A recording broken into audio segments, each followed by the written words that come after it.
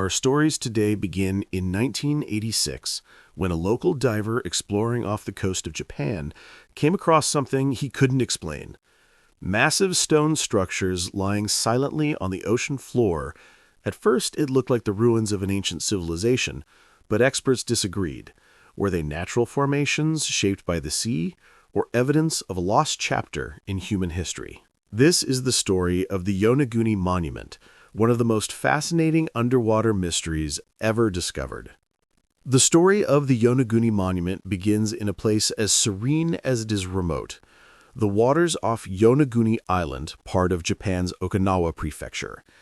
Yonaguni is the kind of place where the modern world feels far away. Surrounded by turquoise waters and rugged cliffs, it's the last inhabited island of Japan before you hit Taiwan, a place where the pace of life slows down and the ocean stretches endlessly into the horizon. But beneath the surface of these tranquil waters lies a mystery that has baffled scientists and explorers for decades. It all started in 1986. Kihachiro Aratake, a local dive tour operator, was on the lookout for new underwater spots to attract tourists. Yonaguni's crystal-clear waters and vibrant coral reefs were already a diver's paradise, but Aratake wanted to find something unique, something that would set Yonaguni apart. One afternoon, while diving along the southern coast of the island, something caught his eye. At first, it was just a shadow, a darker patch on the sea floor. Intrigued, he swam closer, and as he descended, the shadow grew larger, much larger. What he saw next stopped him in his tracks. Rising from the seabed was a structure unlike anything he had ever seen before.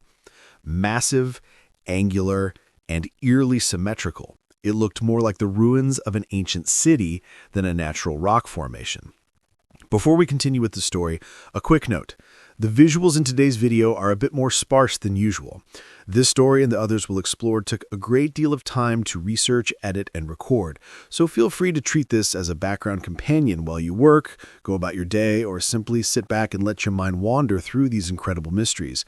The visuals will add context, but they're not essential to enjoy the journey. Thanks for being here, and now, back to the story. As Kimura explored further, he noticed features that seemed deliberately crafted. There were what appeared to be wide stairs leading to elevated platforms, corridors carved into the rock, and even holes that resembled doorways or windows. One section to the structure, known as the turtle, looked like a giant sculpture of a sea turtle resting on a pedestal. Kimura became convinced that these features were man-made, created by a civilization that predated recorded history. But here's the thing. The structure was submerged under 100 feet of water. For it to have been above sea level, Kimura estimated, it would have to date back at least 10,000 years to a time when sea levels were significantly lower due to Ice Age glaciation. If true, this would make the Yonaguni Monument one of the oldest human-made structures on Earth, potentially rewriting the timeline of human civilization. Kimura spent years studying the site, and with every dive he found more evidence to support his theory.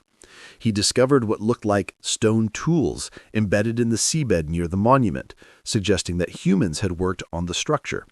He even claimed to find carvings, symbols etched into the rock that could be remnants of an ancient script. For Kimura, the monument wasn't just a fluke of nature. It was proof of an advanced culture that thrived long before the civilizations we know today. But not everyone agreed. As news of the Yonaguni Monument spread, skeptics began to weigh in. Many geologists argued that the structure could be explained by natural processes. Sandstone, the primary material at Yonaguni, is known to fracture in straight lines when exposed to certain types of erosion. Underwater currents, combined with the natural movement of tectonic plates, could have created the terraces and sharp angles that made the monument so striking. Robert Schoch, a geologist from Boston University, was one of the most vocal critics. Schoch traveled to Yonaguni and dived at the site, but he wasn't convinced. While he admitted that some features were unusual, he argued that the majority of the structure could be explained by natural weathering. In Schoch's view, there wasn't enough evidence to conclude that humans had shaped the monument. The debate over Yonaguni quickly became polarizing. On one side, Kimura and his supporters argued that the precision and complexity of the structure were too intentional to be natural. On the other side, skeptics insisted that without definitive artifacts like pottery or tools, the monument couldn't be conclusively linked to human activity. Both sides presented compelling arguments, and the mystery of Yonaguni only deepened. For divers, the monument became a bucket list destination.